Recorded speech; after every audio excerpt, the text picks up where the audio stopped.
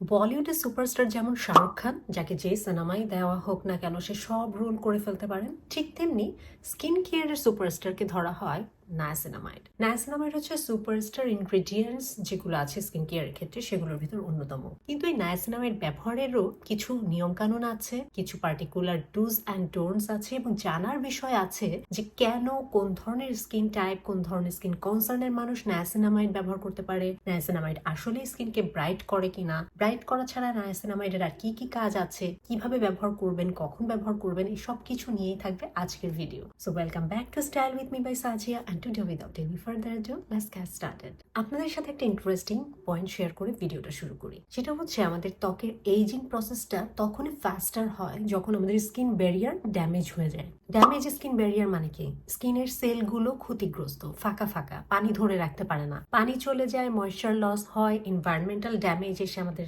ত্বককে অ্যাটাক করে, স্কিনটা বুড়িয়ে যায়। নায়াসিনামাইড স্ফিঙ্গোমেলিনেজ নামক একটা এনজাইমের অ্যাক্টিভিটি আমাদের ত্বকে বাড়িয়ে দেয় এবং এই এনজাইমের কাজ হচ্ছে আমাদের ত্বকে ন্যাচারালি সিরামাইড প্রডিউস করা। সিরামাইড আপনারা বিভিন্ন স্কিন কেয়ার প্রোডাক্টে দেখবেন, ক্রিমে আছে, সিরামে আছে, কিন্তু ন্যাচারালিও কিন্তু আমাদের ত্বকে সিরামাইড প্রডিউস হয় ঠিক কোলাজেনের মতো। এবং এই সিরামাইড কাজ করে আমাদের স্কিনে সিমেন্টের মতো। পরপর ইট রাখার জন্য, সেগুলোকে বন্ধনী শক্ত করার জন্য যেমন সিমেন্ট ব্যবহার করা হয় মাঝে, ঠিক তেমনি আমাদের স্কিনেরও তো অনেক ছোট ছোট কোষ দিয়ে আমাদের ত্বকটা তৈরি। সেই কোষগুলোকে পরস্পরের সাথে শক্ত করে আটকে রাখার কাজটা করে সিরামাইড। এটা হচ্ছে এক ধরনের ন্যাচারাল ফ্যাট যেটা আমাদের ত্বকে খুব প্রাকৃতিক ভাবেই প্রস্তুত হয়। বিভিন্ন কারণে এটা নষ্ট হয়ে যেতে পারে, প্রোডাকশনটা কমে যেতে পারে। এই প্রোডাকশনটাকে বুস্ট আপ করতে, সিরামাইডটা ত্বকে বাড়িয়ে তুলতে, লিপিডের প্রোডাকশনটাকে বুস্ট করতে নায়াসিনামাইড খুব ভালো কাজ করে এবং এটা পরীক্ষিত সত্য, বিজ্ঞান দ্বারা প্রমাণিত। এবং স্কিনের এই ন্যাচারাল ফ্যাট বা লিপিড যত সুন্দরভাবে প্রডিউস হবে, যত সুন্দরভাবে সিরামাইড ওই কোষগুলোকে শক্ত করে আটকে রাখতে পারবে,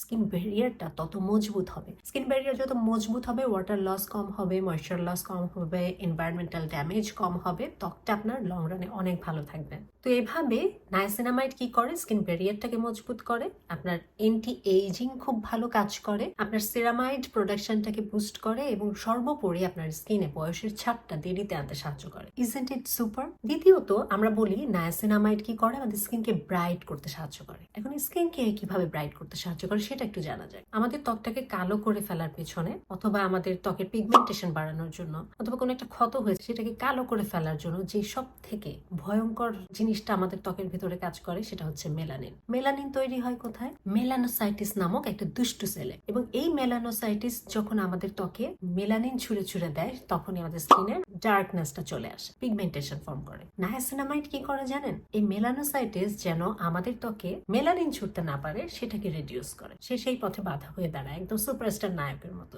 তো যখন মেলানিনটা আমাদের ত্বকে আসতে না পারে, তখন কি হয়? স্কিনটা অটোমেটিক্যালি ব্রাইট লাগে দেখতে, ওই ডার্ক ভাবটা থাকে না, স্কিনের যত ডার্কনেস আছে সেগুলো আস্তে আস্তে ফেড হতে শুরু করে, আমাদের স্কিনটা সুন্দর হয়ে যায়, আমাদের স্কিনটা ব্রাইট হয়ে যায়। এছাড়া আরো একটা জিনিস খেয়াল করবেন, যারা অনেক সময় ধরে চুলার পাশে রান্না করেন, অনেক তাপে থাকেন, দেখবেন সেখানে সূর্যের আলো প্রবেশ না করলেও তাদের ত্বকে মিস্তাটা দ্রুত আসে, বিভিন্ন পিগমেন্টেশন ফর্ম করে, বিভিন্ন দাগ ছোপ তৈরি হয়। এর একটা অন্যতম প্রধান কারণ হচ্ছে আমাদের স্কিনে মেলানিনের প্রোডাকশনটাকে বাড়িয়ে দেয়। মানে আপনি যত বেশি তাপে থাকবেন একটানা, অথবা আপনি খুব গরমের ভেতরে থাকবেন, আপনার অটোমেটিক্যালি পিগমেন্টেশন আসতে শুরু করবে, কারণ মেলানিন প্রোডাকশন বেড়ে যায়। নায়াসিনামাইড ওই প্রোডাকশনের জায়গাটাতে বা মেলানোসাইটিস থেকে যেন মেলানিন ত্বকে আসতে না পারে, ওখানে বাধা হয়ে দাঁড়ায় এবং রেডিউস করে, পুরোপুরি বন্ধ করতে না পারলেও ও কমিয়ে নিয়ে আসে এবং এই কারণে স্কিনটা ব্রাইট লাগে, ডার্ক স্পট গুলো একটু ফেড হয়ে যায়।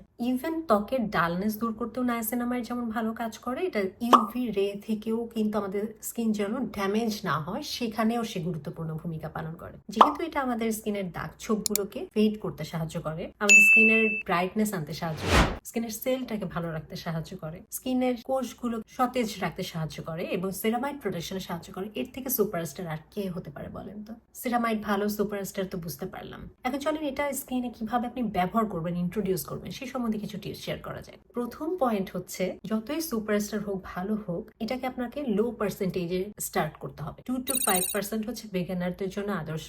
যাদের ত্বকে অলরেডি নায়াসিনামাইড অ্যাডজাস্টেড বা ব্যবহার করেছেন, তারা চাইলে 10% কনভার্ট করতে পারেন, বাট শুরুটা সবসময় লো পার্সেন্টেজ দিয়ে করাটাই বেটার। নায়াসিনামাইডটা স্কিন কেয়ারে কোন স্টেপে ব্যবহার করতে হয়? নায়াসিনামাইডটা ব্যবহার করতে হয় স্কিন ক্লিন করার পরে। কেউ যদি টোনার অ্যাপ্লাই করতে চান টোনার অ্যাপ্লাই করতে পারেন, তারপরে নায়াসিনামাইড যে কোনো একটা সিরাম ফর্মে অ্যাপ্লাই করাটা সব থেকে পোটেন্ট বা কার্যকরী। এর কারণ হচ্ছে আমাদের ত্বক তখনই অ্যাক্টিভ ইনগ্রেডিয়েন্টস গুলো খুব ভালো অ্যাবজর্ব করতে পারে যখন এটা ক্লিন অ্যান্ড ক্লিয়ার থাকে, এবং যদি আপনি ক্লেনজারের পর একটা টোনার অ্যাপ্লাই করেন এটা অ্যাবজর্পশন রেটটাকে অনেক হাইয়ার করে দেয়। তাই এই স্টেপে নায়াসিনামাইড ব্যবহার করাটা সব থেকে কার্যকরী হবে। নায়াসিনামাইডের কার্যকারিতা বৃদ্ধি করার জন্য আরেকটা পয়েন্ট শেয়ার করি, সেটা হচ্ছে আপনি যদি হাইলুরনিক অ্যাসিডের সাথে নায়াসিনামাইড ব্যবহার করেন এটা আপনার ত্বকে খুব তাৎপর্যপূর্ণ পরিবর্তন আনতে সাহায্য করবে। হাইলুরনিক অ্যাসিড স্কিনকে পাল্প করে, স্কিনের কোষগুলো যত বেশি পাল্পি থাকে মানে পানির বেশি থাকে সেই অবস্থাতে কোনো প্রোডাক্ট দিলে সেটা প্রত্যেকটা কোষ গ্রহণ করার জন্য বেশি প্রস্তুত হয়। কারণ হিউমেকটেন্ট সবসময় হাইড্রেশনটাকে এনহ্যান্স করে এবং এই সময়টাতে নায়াসিনামাইড অ্যাপ্লাই করাটা বেটার। তো এই ধরনের সিরাম কেনার চেষ্টা করবেন যেটাতে নায়াসিনামাইড এবং হাইলুরনিক অ্যাসিড দুইটাই প্রেজেন্ট আছে। এই দুইটা একসাথে স্কিনে খুব ভালো কাজ করে থাকে। 4 নম্বর পয়েন্ট হচ্ছে নায়াসিনামাইড ব্যবহারের পরে যদি দিনে ব্যবহার করেন অবশ্যই এরপর সানস্ক্রিন অ্যাপ্লাই করতে ভুলবেন না। এই ব্যাচেলার সুপারস্টার আপনার মেলানিনকে ত্বকে আসতে বাধা দিচ্ছে। আপনি যদি সানস্ক্রিন ছাড়া রোদে যান বা রোদ এসে আপনার ত্বকের ক্ষতি করে সেই মেলানিন কিন্তু আসলে বেড়েই যাচ্ছে। তো এই বেচারা একা আপনাকে ফুল সাপোর্ট দিতে পারবে না, এর সাহায্য লাগবে, এবং সাহায্যটা হচ্ছে দিনের বেলাতে অ্যাপ্লাই করলে অবশ্যই সানস্ক্রিন অ্যাপ্লাই করবেন। এবং নায়াসিনামাইড সিরাম কিন্তু খুব বেশি যে আপনাকে ফাস্ট রেজাল্ট দিবে তা না, মানে আজকে ব্যবহার করলেন কালকেই ত্বক উজ্জ্বল হয়ে গেল এরকম না। নায়াসিনামাইড সবসময় কাজ করে, ডেফিনেটলি কাজ করবে এটা, কিন্তু এটা একটু স্লো রেজাল্ট দেয় অন্যান্য ইনগ্রেডিয়েন্টের তুলনায়। 4 থেকে 8 সপ্তাহ আপনাকে কনসিস্টেন্টলি ব্যবহার করতে হবে, কোনো রকম গ্যাপ দেওয়া যাবে না। নায়াসিনামাইড সিরাম যদি আপনি রেগুলার একটা লং টার্মের জন্য কনসিস্টেন্টলি ব্যবহার করেন এটা আপনার ত্বকে অবশ্যই রেজাল্ট দিবে। বাট এটা যেহেতু একটু ধীরে রেজাল্ট দেয়, অনেকেই আসলে ব্যস্ত হয়ে যায়, ফ্রাস্ট্রেটেড হয়ে যায়, ডিমোটিভেটেড হয়ে যায়, এটা করা যাবে না। নায়াসিনামাইড আপনাকে কাজে দিবেই, কিন্তু এটার জন্য আপনাকে কনসিস্টেন্ট হতে হবে। এখন চলুন জেনে নেওয়া যায় কি কি করা যাবে না নায়াসিনামাইড ব্যবহারের ক্ষেত্রে। প্রথমত ওভারডু করা যাবে না, মানে একসাথে আপনি কোনোদিন ব্যবহার করেনি 10% নায়াসিনামাইড অ্যাপ্লাই শুরু করে দিলেন, সকাল বিকাল ব্যবহার শুরু করে দিলেন, প্রতিদিন শুরু করে দিলেন, এটাতে সমস্যা হতে পারে। নায়াসিনামাইড সবসময় অল্প কনসেন্ট্রেশন থেকে আস্তে আস্তে বাড়ানো উচিত, এবং স্ট্রং কিছু ইনগ্রেডিয়েন্ট যেমন এইচএ, বিএইচএ বা ভিটামিন সির সাথে আলাদাভাবে নায়াসিনামাইড কখনো কম্বাইন করবেন না। যদি কোনো প্রোডাক্টে এগুলো একসাথে থাকে ডেফিনেটলি সেগুলো ল্যাবে টেস্ট করা বা ফর্মুলেশনটা ওইভাবে করে করা, কিন্তু আপনি যদি বাইরে থেকে আলাদাভাবে 2-3টা প্রোডাক্ট একসাথে দিতে যান এটা কিন্তু রিঅ্যাক্ট করতে পারে, কারণ অ্যাসিডের সবসময় লো পিএইচ থাকে,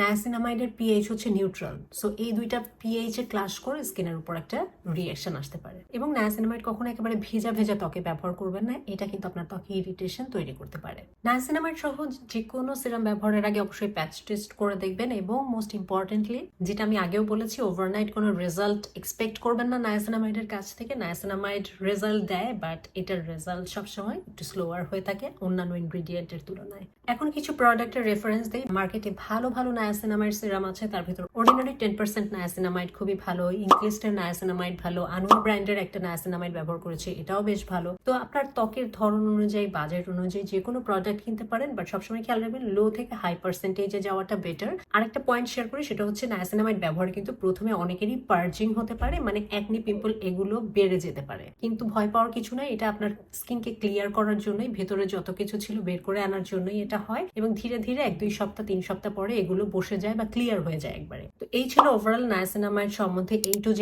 এই সম্বন্ধে আরো কোনো কোয়েরি থাকলে অফকোর্স আমার কমেন্ট সেকশনে লিখে জানাতে ভুলবেন না। That's all for today. See you on my next video. Till then, stay fine, stay safe and spread the awareness. Thanks for watching. Take care. Goodbye.